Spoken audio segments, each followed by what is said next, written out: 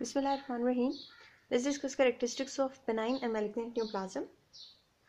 There are four fundamental features by which benign and malignant tumors can be distinguished. First one is differentiation and anaplasia.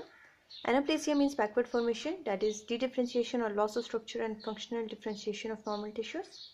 Either a cell is normal or abnormal. If it is abnormal, it is either inflammatory, reactive or neoplastic. Anaplastic cell display marked pleomorphism, that is variation in size and shape.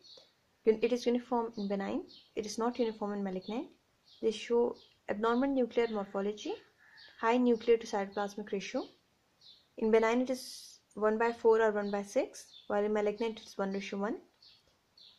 Their nuclei are extremely hyperchromatic, increased nuclear to cytoplasmic ratio, as I said. Joint cells are considerably larger.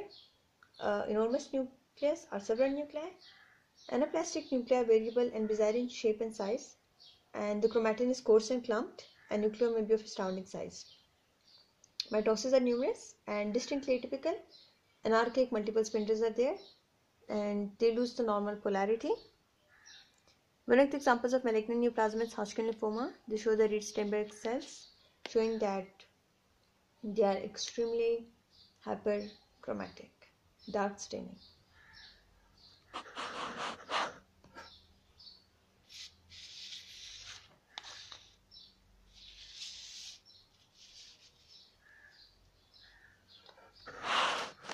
Let's talk about dysplasia. Dysplasia means abnormal growth. In dysplasia, some but not all the features of malignancy are present, graded as low grade or high grade. They may become malignant, they may not develop into malignant. For example, uterine cervix tumors and colon polyps develop into malignant. Discohesiveness is present in malignant while it is absent in benign. A loss of polarity, that is, they fail to develop the recognizable pattern of orientation to one another, is seen in malignant tumor. Okay, remember that benign neoplasm and even well-differentiated cancers of endocrine gland frequently elaborate the hormone characteristics of their origin. For example, अगर squamous cell carcinoma है, that will produce keratin, and अगर hepatocellular carcinoma है, तो just like as they are well-differentiated, so they will easily produce the bile. Let's discuss the second point, that is rate of growth. Decreased rate of growth means decreased therapy of tumor. Rate of growth varies. For example, the rate of growth of leiomyoma, that is benign smooth muscle tumor of the uterus, is influenced by the circulating level of estrogen. They may increase rapidly in size during pregnancy and then cease growing, become largely fibrocalcific after menopause. Similarly, adenoma of pituitary gland locked into salad turcica have been observed to shrink suddenly. The rate of growth of malignant tumor usually correlate inversely with their level of differentiation. Over here I have written Burkitt lymphoma. Burkitt lymphoma tumors are 100% dividing cell, so chemotherapy will be effective. It is said that cancer cells contain stem-like properties. If cancer cell contains stem-like properties, which means that they have the limitless proliferative potential and they even retain stem cell potential, so means these properties can be used to treat the patient of cancer. For example, if we eliminate these stem cells, then we can cure the patient. Or if these stem cells, as said, that they are resistant to conventional therapies because they express the multiple drug resistance 1 gene, so they counteract the effect of chemotherapeutic drugs. So it is said that even cancer stem cells could arise from normal tissue stem cells, or they can also arise from more differentiated stem cells. It depends.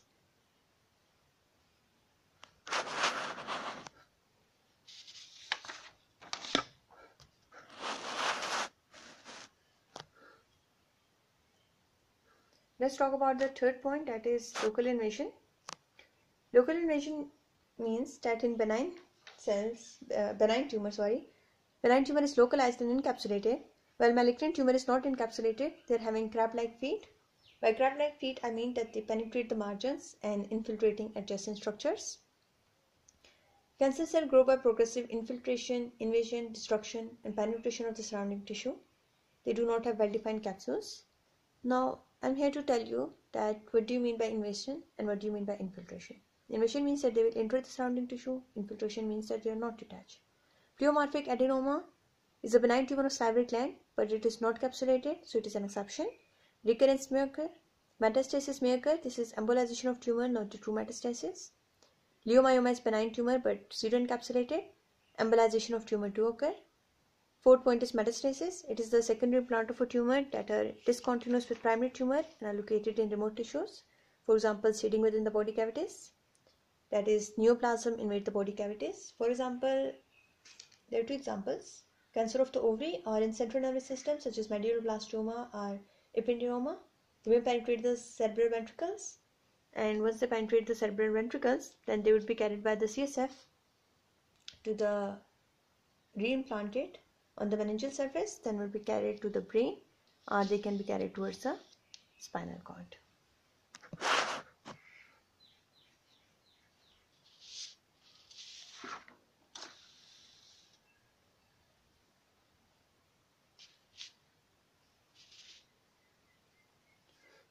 Okay, let's talk about the lymphatic spread.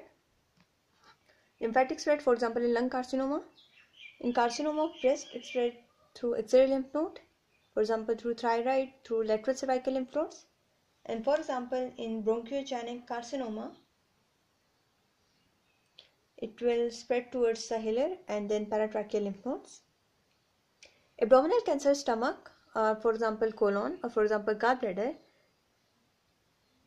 it will spread through nodal metastasis towards the Virchow's lymph node. The third point is that it can also spread through hematogenous spread. For example, usually sarcoma is there, but carcinoma may use it as well. Blood carries neoplasm to liver, lung, brain, kidney, adrenal gland. Over here, seed soil theory is proposed. Seed soil theory means that as seed need proper environment like soil to grow, similarly, in body cavities, wherever neoplasm will find a good environment, over there malignant tumor will grow. So this is seed soil theory, but spleen is unfavorable site for it. Limbs, head, neck, pelvis, they will carry blood through systemic veins through the vena cava and then towards the lung. Emboles, spleen, pancreas through the portal veins into the liver.